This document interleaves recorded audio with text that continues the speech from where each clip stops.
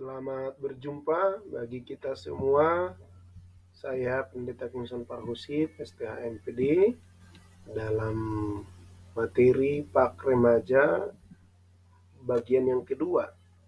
Kita akan melanjutkan setelah bagian yang pertama kita sudah selesaikan, dan selanjutnya hari ini kita berjumpa dalam lanjutan materi Pak Dewasa, Pak Remaja, ya. Nah, materi kita hari ini yaitu pendidikan agama Kristen menurut Perjanjian Baru. Nah, setelah Perjanjian Lama kita sudah tuntaskan dalam pertemuan yang pertama, maka sekarang kita masuk dalam pertemuan yang kedua, yaitu pendidikan agama Kristen menurut Perjanjian Baru. Nah, Yesus apabila kita Nah, rabi yang dimaksud tadi adalah suatu gelar kehormatan yang menyatakan betapa ia disegani dan dikagumi oleh orang-orang sebangsanya sebagai seorang pengajar yang mahir dalam segala soal ilmu ketuhanan. Sebab ia mengajar mereka sebagai orang yang berkuasa, tidak seperti ahli-ahli Taurat yang biasa mengajar mereka. Saudara boleh periksa dalam Matius 7 ayat 29, bagaimana Yesus itu mengajar dengan kuasa dibandingkan dengan pengajar-pengajar lainnya. Nah, Tuhan Yesus mengajar di mana saja, di atas bukit, dari dalam perahu, di sisi orang sakit, di tepi sumur, di rumah yang sederhana dan di rumah orang kaya, di depan pembesar-pembesar agama dan pemerintah, bahkan sampai di kayu palang sekalipun atau di kayu salib. Tuhan Yesus tidak memerlukan sekolah atau gedung tertentu. Tiap-tiap keadaan dan pertemuan dipergunakannya untuk memberitakan firman Allah. Beda dengan zaman sekarang ini. Jadi zaman sekarang kan kebanyakan orang mengajar saat kegiatan formal. Nah, tapi Yesus mengajarkan kepada kita bahwa memberitakan kebenaran atau mengajarkan kebenaran itu tidak perlu dibatasi oleh waktu, oleh tempat. Jadi di mana saja, kapan saja kita boleh memberikan pengajaran kebenaran firman kepada siapapun, terlebih kepada anak-anak kita, keluarga, adik-adik, atau saudara sebagai guru. Nah, memberi contoh yang baik dan teladan dimanapun saudara berada. Nah, pentolan kita dalam pendidikan dalam Perjanjian Baru adalah Paulus. Nah, kita tahu Rasul Paulus juga seorang guru yang ulung. Ia benar-benar tokoh penting di lapangan pendidikan agama.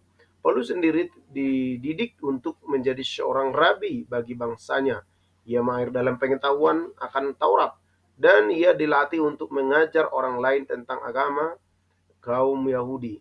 Setelah Yesus memasuki hidupnya, Paulus menjadi seorang hamba Tuhan yang terdorong oleh hasrat yang berapi-api untuk memasyurkan nama Tuhan Yesus. Kemanapun Paulus pergi, segala kesempatan dipergunakannya untuk mengajar orang Yahudi dan kaum kafir tentang kehidupan bahagia yang terdapat dalam Injil Yesus Kristus. Paulus berkhotbah di hadapan imam-imam dan rabi-rabi Yahudi dan di hadapan rakyat jelata di segala kota dan desa yang dikunjunginya. Ia mengajar raja-raja dan wali-wali negeri, seorang cendekiawan dan kaum budak, orang-orang laki-laki dan kaum wanita, orang Asia, orang Yunani, orang Romawi. Singkat kata, segala golongan manusia telah ditemuinya dalam perjalanannya yang banyak dan panjang itu. Nah, Paulus memberi contoh dan teladan kepada kita untuk tetap mengajarkan kebenaran, mengajarkan firman dimanapun kita berada dalam kesempatan yang Tuhan berikan. Jadi mari selagi masih ada waktu, kita memberitakan firman, mengajarkan firman dimanapun kita berada. Teladan Paulus bagi kita seperti di sini, bahwa Paulus berkeyakinan kuat dan beriman teguh. Selalu ia siap sedia untuk bertukar pikiran, mengajar, menegur, dan mengajak. Pasti ia seorang ahli pidato yang besar bakatnya, meskipun tidak tampan raut muka dan perawakannya, tetapi khotbahnya penuh semangat dan isinya jelas, sehingga membuat kagum banyak pendengarnya. Bisa kita melihat, mempelajari dari beberapa surat Paulus yang disampaikannya kepada jemaat-jemaat seperti di jemaat di Roma, di jemaat di Efesus, dan jemaat-jemaat lainnya. Bagaimana Paulus berkhotbah, mengajar, menasehati dengan luar biasa. Dan banyak sekali pengajaran Paulus yang jadi dogma dan doktrin bagi gereja-gereja tertentu zaman sekarang ini. Itu buktinya bahwa Paulus mengajarkan kepada kita sebuah teladan. Kita harus beriman dan yakin bahwa Tuhan selalu membela orang-orang yang mau melayani Dia. Bahkan sekalipun Paulus dalam rumah-rumah di tempat dia menumpang, di gedung-gedung yang disewanya, di lorong-lorong kota atau di padang-padang, di atas loteng dan dalam bengkelnya, di pasar, dalam kumpulan kaum filsuf, ya, dia selalu memberitakan firman, dia selalu mengajarkan kebenaran firman. Tak ada tempat yang dianggapnya kurang layak untuk menyampaikan beritanya tentang juru selamat dunia. Nah, seperti satu kali suratnya berkata, baik atau tidak baik waktunya, beritakanlah firman. Nah, inilah contoh yang disampaikan oleh Paulus. Kadang-kadang kita kalau memberitakan firman harus mencari waktu yang baik, tempat yang baik. Misal seperti ibadah di gereja, ibadah di pertanian, itulah yang kita anggap memberitakan firman. Nah, tapi saya mau sampaikan bahwa di manakah tempat yang kurang baik menyampaikan firman? Tentu ya katakan saja di warung. Nah, apalagi yang lebih ekstrim lagi, bagaimana kita memberitakan firman di penjara, bagaimana kita memberitakan firman di tempat pekerjaan-pekerjaan kita. Nah, seperti itulah yang mau ditantang oleh Paulus daripada kita sekalian sebagai orang-orang yang percaya, yang bertanggung jawab harus mengajarkan kebenaran. Nah, Rasul Paulus juga banyak mengajar melalui surat-surat segala soal dan kesulitan yang muncul dalam jemaat-jemaat yang didirikannya itu, ataupun yang timbul di antara kaum Kristen yang belum dikunjunginya. Semua itu dipakainya untuk menguraikan pokok-pokok kepercayaan ya, dan kesusilaan Kristen yang bersangkutan dengan hal itu. Nah, biasanya itu sungguh menguntungkan seluruh umat Kristen di kemudian hari. Nah, hubungannya dalam zaman sekarang banyak orang enggan untuk menuliskan kebenaran firman seperti di media sosial yang sekarang ini kita pergunakan. Nah, dalam hubungannya dalam perjanjian baru itu, maka sebaiknya para hamba Tuhan, para tenaga pengajar mempergunakan peluang kesempatan yang ada di media sosial, menuliskan kebenaran, bukan sekedar euforia, hanya memposting hal-hal yang dianggap dipuji, tapi menyampaikan firman. Saya melihat banyak sekali postingan-postingan yang tidak sesuai dengan firman Tuhan, atau tidak dalam rangka mengajar, tidak dalam rangka menyampaikan firman Tuhan. Seperti Paulus banyak sekali menuliskan mengajar dengan surat-suratnya, maka kita juga sebagai mahasiswa, orang akademisi ya perlu memberitakan firman lewat postingan-postingan saudara. Itu sangat berguna dalam pemberitaan Injil di zaman teknologi sekarang ini. Nah, pentolan kita dalam pendidikan Pak di perjanjian baru itu, pentolan yang ketiga adalah jemaat yang mula-mula. Nah, sejak mulai berdirinya jemaat Kristen telah menjunjung pengajaran agama. Seperti diketahui, orang-orang Kristen muda di mula-mula masih berpaut pada adat agama Yahudi, tetapi lambat laun mereka mengembangkan perkumpulannya sendiri. Dalam perkumpulan itu mereka berdoa, berbicara tentang pengajaran dan perbuatan-perbuatan Tuhan Yesus Kristus. Maka seiringan dengan itu dan merayakan perjamuan suci.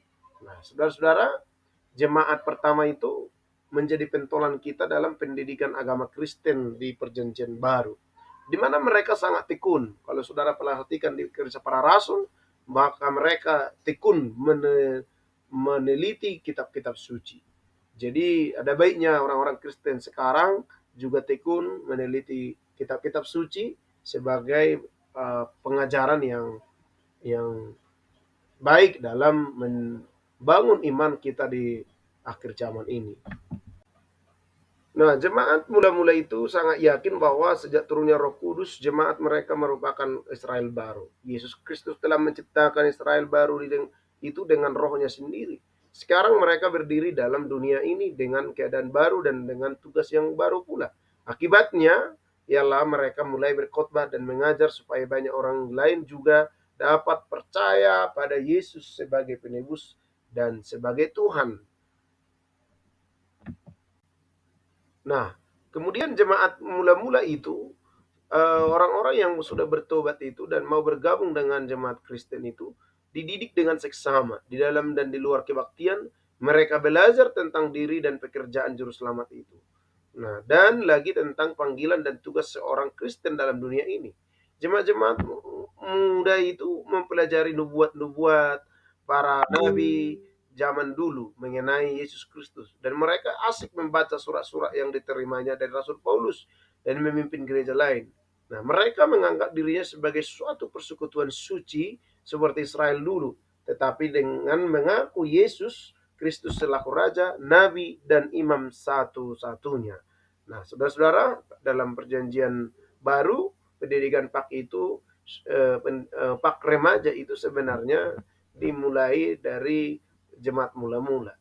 Memberikan teladan kepada kita bahwa PAK di remaja itu sangat dibutuhkan.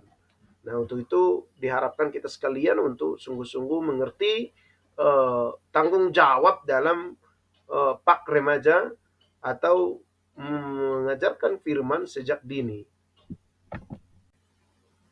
Nah, kerajinan dan kesetiaan Israel dalam menjalankan pendidikan agama diturutinya. Hanya perbedaannya sekarang, Taurat bukan lagi menjadi dasar dan pusat pendidikan, tetapi melainkan Yesus Kristus. Jadi perjanjian baru itu, pusat pendidikan iman itu adalah Yesus Kristus. Dengan demikian jemaat purba itu mengajarkan agama Kristen dalam rumah-rumahnya, kepada tetangganya di dalam kebaktian dan perkumpulannya, bahkan kepada siapa saja yang suka mendengarkan berita kesukaan yang mereka siarkan. Jadi pemberitaan itu tidak terbatas kepada siapapun yang mau mendengar, mari dengarkan. Nah, dan itu juga disampaikan oleh Paulus, dari manakah timbul iman? Dari pendengaran akan firman Tuhan. Jadi ketika kita mau memperdengarkan firman, orang yang mendengarkannya akan tumbuh imannya. Jadi janganlah kita berhenti memberitakan, mengajarkan firman sebagai orang percaya. Kita dituntut, kita dipanggil untuk mengajarkan kebenaran firman itu sebagai sarana keselamatan bagi kita sekalian. Nah, jadi sejak purbakala atau sejak zaman perjanjian baru, jemaat Kristen sangat mementingkan pendidikan agama. Tugas mengajar itu memang diserahkan khusus kepada kaum guru yang telah mempunyai karunia dan latihan istimewa untuk pekerjaan yang mulia itu. Tetapi seluruh jemaat tetap mendukung dan mendoakan mereka. Mulai dari abad pertama Tarik Masehi, pendidikan agama Kristen menyiapkan orang untuk masuk ke dalam persekutuan jemaat Kristus. Dan setelah disambut dalam jemaat itu, mereka dididik terus supaya dapat semakin berakar dalam pengetahuan dan pengenalan yang mendalam tentang Yesus Kristus, kepala gereja itu. Nah, jadi kita sudah dapat memahami bahwa inti daripada PAK dalam perjanjian baru adalah Yesus Kristus. Pentolan utama kita adalah Yesus Kristus. Nah, teladan-teladan kita tadi adalah ada Paulus dan ada jemaat mula-mula. Nah, untuk itu kita sekalian, kita diberi tanggung jawab untuk mengajarkan kebenaran firman di perjanjian baru. Mengajarkan firman Tuhan kepada anak-anak di masa remaja mereka, supaya apa? Seperti dikatakan firman Tuhan, didiklah orang muda supaya di masa depan mereka tidak salah, supaya mereka tidak menyimpang dari kebenaran. Nah, nah, jadi sampai di sini dulu pertemuan kita yang kedua dalam materi yang kedua hari ini, dan kita akan lanjutkan dalam pertemuan berikutnya dengan materi PAK dalam remaja. Sampai jumpa. Jangan lupa di akhir video ini ada tugas. Mari selamat bekerja dan selamat belajar. Kita diberkati Tuhan dengan sukacita. Tuhan Yesus memberkati. Shalom.